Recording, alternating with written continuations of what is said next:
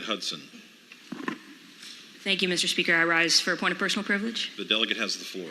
Thank you, Mr. Speaker and members of the House. Ours is the first caucus in Virginia history that has more women than men, so we've got an awful lot of women's history to share this month.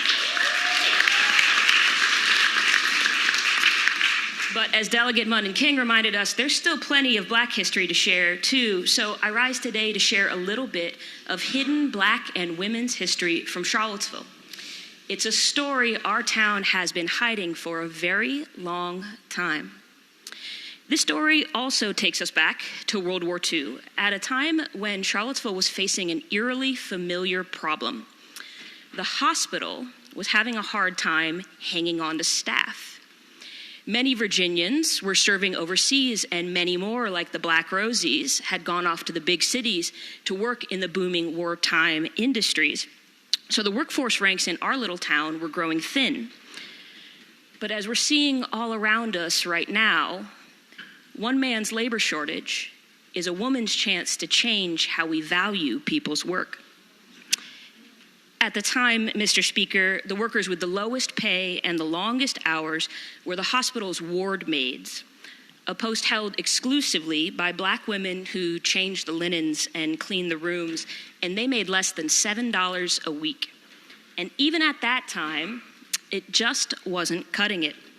In 1941, the hospital superintendent sounded the alarm in a report to UVA President Newcomb. He wrote, "While it does not appear to be generally known, a great many of the colored population have gone to the larger centers, attracted by much higher wages paid in munition factories. But rather than offer competitive pay to keep these essential workers, the university made empty promises. For 2 years, UVA swore to those ward maids that it would lobby this General Assembly for a wage increase. But after 2 years, when those wages didn't come, the women took matters into their own hands. In January 1943, 28 Black women walked off the job from UVA Hospital. They sent UVA President Newcomb a detailed memo outlining their calculations for a living wage of $9.30 a week and requesting a meeting. But President Newcomb cowardly refused to meet them together. Instead, he recruited wealthier white women from the Red Cross to volunteer in the hospital, while he spent the next 3 months working to divide and conquer the ward maids who's left. By May, he had convinced most of them to come back for around $9 an hour, but still short of the living wage they demanded, and that is when those women learned to stick together. The next spring, they joined forces with the Black male orderlies and threatened another walkout unless the hospital reduced their workday from 12 hours to 8. And by then, UVA had learned their lesson too. That spring, it only took the university 4 days to lobby the Virginia State Budget Director for an 8-hour work rule. Funny how things in this town can get done plenty fast when the right someone really asks. And that's when they made it official and founded Local 550 Union of the State, County, and Municipal Workers of America. And Local 550 secured extraordinary gains. Their work week went from 72 hours to 48. Their salaries doubled, their sick leave doubled. They got overtime, 13 paid holidays, and they paved the way for the first training program for Black licensed nurses in Virginia. When Labor Day rolls back around and some of us say, thank a union, this is why. Now, Mr. Speaker, I wish I could say that that was the end of the story. I wish I could say that that union were still thriving today, that workers at Virginia's top hospital still have a meaningful voice on the job.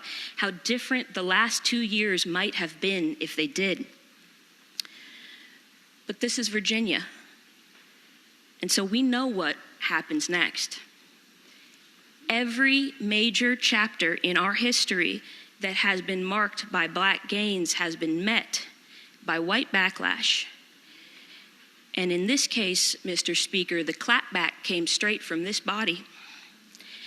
In 1946, the General Assembly banned state offices and agencies from recognizing public employee unions, a ban that still stands to this day, one of just 3, I believe, in the nation. Now, Mr. Speaker, we've heard a lot this session about how collective bargaining infringes on freedom, how it impedes individuals from negotiating directly with their boss. And every time I hear that, I can't help but think how unmoored that logic is from history. I have to stifle the urge to ask, don't you think they tried that? Don't you know they came to collective organizing out of necessity? We all want to be judged by our own skills and talents, by the content of our character, but experience has long since shown us that some people have to work twice as hard just to be seen for half of what they're worth. And when that happens, we get together. We work together because we're stronger together. It's so much harder to ignore any one of us that way. Now, Mr. Speaker, if you haven't heard this story before, that's because UVA has been hiding it for a very long time. The university first published this story in its full form just 1 year ago, in March of 2021. It's one of the many important stories in Charlottesville and UVA history that has been surfaced as part of the President's Commission on the University in the Age of Segregation. It was established to find and tell stories exactly like this one. This one was published with a preference that said, even an institution as historic as the University of Virginia has stories yet to be told. And I think any of us looking around in this era can tell just how much history we've finally been telling in the last 2, 3, 4 years, how much we've changed, how much we tell, and how well we tell it.